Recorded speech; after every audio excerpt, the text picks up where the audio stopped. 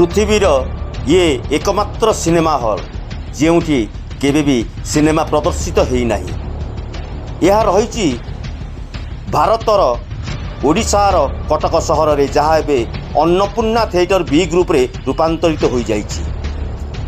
1941 मसीह ये हॉलटी तैयारी होइतिला प्रकाश cinema hall.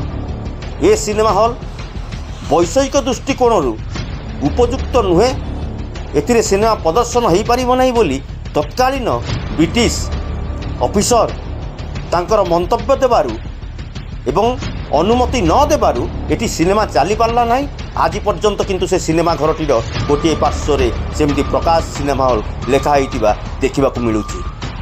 1941 मसीह यह तैयारी होइतिला किंतु एटी गोटे भी सिनेमा चलला नहीं।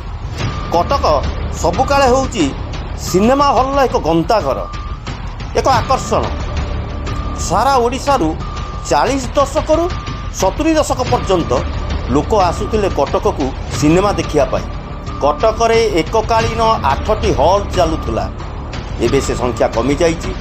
सिनेमा हॉल ले दर्शक दुर्भिक्ष देखा मिलूँ एवं वर्तमान दर्शक संख्या कमी जिबारु सिनेमा तार लोकप्रियता हरउथिबारु सिनेमा हॉल को लोक आसुन सिनेमा हॉल गोटिक पर गोटे बंद हो चली।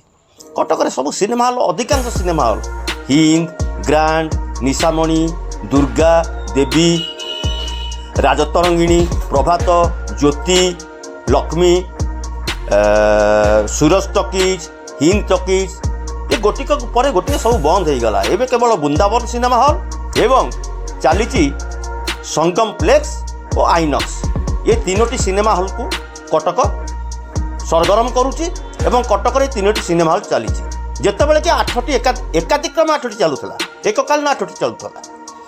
तेबे आमर प्रसंग होउची ये जो सिनेमा हॉल प्रकाश ये प्रकाश हॉल एकमात्र सिनेमा हॉल जहाँकि आज पर्यंत रही अन्नपूर्णा थिएटर बी ग्रुप रे रूपांतरित हो सारानी किंतु सेठी केबे सिनेमा प्रदर्शन हो पारि नाही।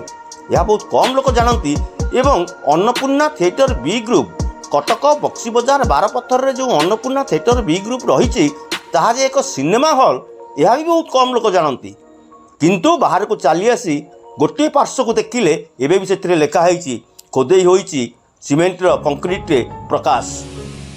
यह हूँ कटक सिनेमा हॉल इतिहासर एक अजଣା कथा पुणी जଣା कथा ताहा रही बहुत काल पर्यंत ताहा रहिबो जेते दिन पर्यंत अन्नपूर्णा थिएटर बी ग्रुप सेठी रही 1941 मसीह यही सिनेमा हॉल तैयारी होइतिला एवं ताहाको सिनेमा प्रदर्शन अनुमति दिया न जिबारु सेठू अन्नपूर्णा नाट्य मंडली ताकू नेला एवं 1945 मसीहा सरस्वती पूजारू आरंभ होला Annapurna theatre B group.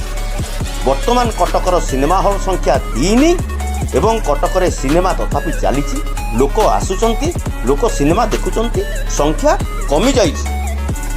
कटकरू Sandeep पाणिक सह ओम शिव दास निरपेक्ष संवाद।